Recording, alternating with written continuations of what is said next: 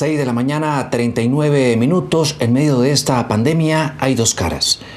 Una, la de la reactivación económica casi total, salvo las restricciones que ya ustedes casi que también conocen.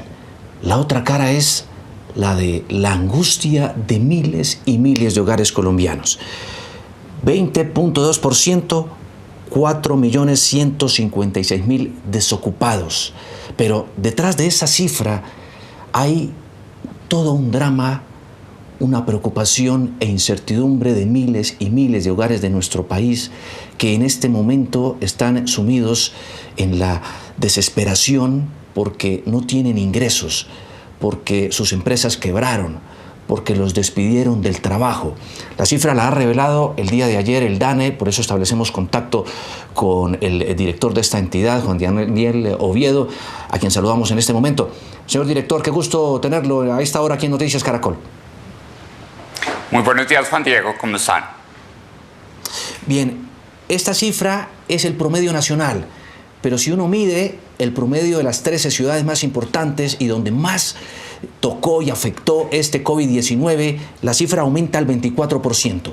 Y solo en Bogotá sube aún más, 26%.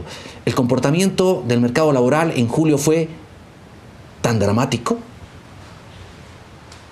Bueno, pues en esencia, Juan Diego, como nosotros lo hemos venido planteando, cuando nosotros miramos el comportamiento del mercado laboral desde la perspectiva nacional, nosotros vemos que esta reducción de 4.156.000 ocupados que vio el país en el mes de julio es una contracción mucho más pequeña que la que ha observado en meses anteriores, lo cual da una señal directa de que la reapertura de sectores ha sido significativa para recuperar este empleo. Sin embargo, como tú lo mencionabas, la dinámica que está pasando en las 13 principales ciudades es mucho más compleja porque las medidas de confinamiento y de cuarentena afectan más significativamente a las ciudades y es ahí donde en especial este número de crecimiento de volumen de personas desocupadas no pudo reducirse a diferencia de este número a nivel nacional. Entonces lo que estamos viendo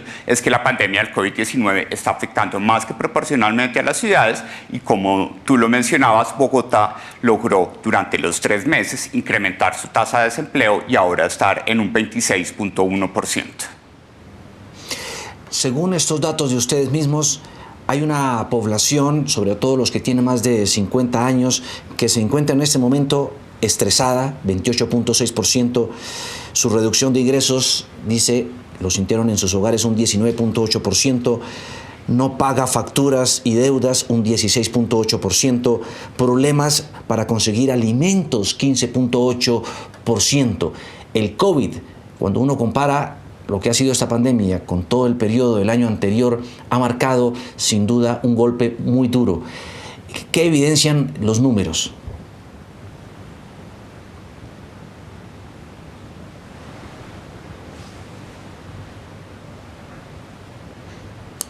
¿Me escucha, director? Sí, te estoy escuchando. Precisamente cuando nosotros desarrollamos el operativo telefónico de la Gran Encuesta Integrada de Hogares, incorporamos esta pregunta que nos muestra cuáles son las principales afectaciones que han tenido las personas de más de 10 años en función de el efecto de la pandemia del COVID-19. Y aquí hemos visto desde mayo cómo poco a poco se han venido ajustando algunas situaciones de dificultad en donde específicamente cuando nosotros queremos ver este volumen de personas de más de 10 años que no está presentando dificultades ha mejorado ligeramente, pero persisten sobremanera las dificultades en materia de salud mental, preocupación y algunas dificultades importantes en materia de ingresos que también las vimos en otra operación estadística que desarrollamos, que es el pulso social. Sí, de eso le quería preguntar. Allí hay unos indicadores supremamente preocupantes y no es que quiera ser alarmista, director. Lo que pasa es que las cifras muestran una realidad muy dura de hogares de nuestro país, de familias que auténticamente la están pasando mal. Por ejemplo, el 77% de los hogares encuestados tuvieron que reducir de 3 comidas diarias a 2 comidas. El 23% a 2 comidas, el 10% a una sola comida. Ese resultado pues muestra el impacto tan duro de esta pandemia. Claro que sí, y efectivamente el pulso social, como uno de los elementos que se ha señalado desde la perspectiva internacional, es el posible coletazo o efecto secundario de la pandemia del COVID-19 sobre el empobrecimiento de los hogares, permite establecer cómo de los 7.8 millones de hogares que residen en las 23 principales ciudades del país, tenemos que 1.617.000 hogares, lo cual corresponde a casi la cuarta parte de los hogares que hace un año estaban comiendo 3 comidas al día, pasaron a comer solo 2 comidas al día. Eso lo que ya automáticamente es una señal de empobrecimiento de un grupo de hogares que son mucho más vulnerables. La mayoría de ellos pueden ser con jefatura de hogar femenina, como lo hemos también planteado sobre el efecto que ha tenido la pandemia del COVID-19 sobre las vulnerabilidades que enfrentan las mujeres en el mercado laboral y en la sociedad en general. También hay una evidencia del alto grado de pesimismo en muchos hogares. El 63% cree que la situación es peor frente a 2019, el 28.4% mucho peor. Esto nos deja ver también que julio fue un mes donde hubo mucho nerviosismo, mucha preocupación e incertidumbre. En estos días, ¿qué proyecta el DANE?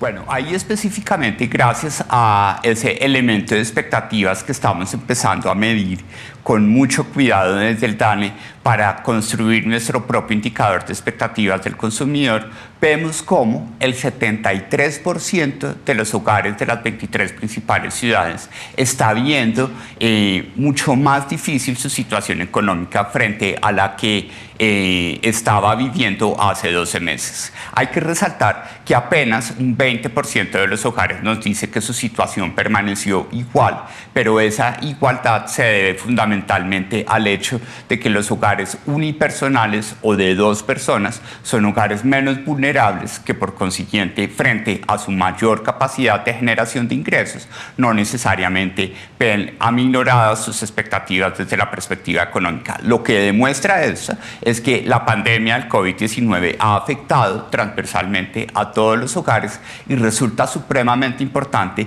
tener ese deterioro de las expectativas en cuenta. Sí.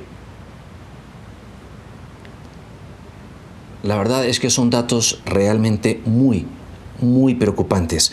El 31.8% de los hogares colombianos encuestados no tuvo para pagar la pensión y el 21% no cuenta en el país con herramientas para las clases virtuales en Colombia. Otros 2 datos que muestran esa otra cara de esta durísima realidad, que si bien es cierto que hoy nos abre muchas expectativas y nos aferramos al positivismo, al entusiasmo, a la esperanza, bueno, hay que estar también allí prestos y con mucha empatía para ayudar a estos hogares colombianos y sobre todo exigiéndole al gobierno, director, que se vea la plata de los subsidios, de los apoyos, de los créditos para todas estas familias tan necesitadas y tan golpeadas con esta crisis. Señor director del DANE, Juan Daniel Oviedo, muchas gracias por este contacto con Noticias Caracol. Bueno, muchas gracias Juan Diego y siempre atento a cualquier requerimiento que tengan.